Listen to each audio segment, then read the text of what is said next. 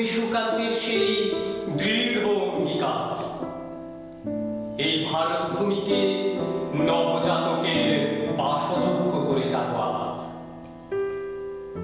কিন্তু আজ কেমন দিন এলো, সদ্য জাতির সওগাও আজ দরে দরে হলো। খালি হলো একটি কোল, একটি ভরার ছলে, শিশুরাও আজ পূর্ণ হলো শুধুই টাকার বলে। ডাক্তার, আয়া, নার্স সবার ঘরেই তো আছে সন্তান, তবুও তারাই কি করে হয় এই খেলার প্রধান?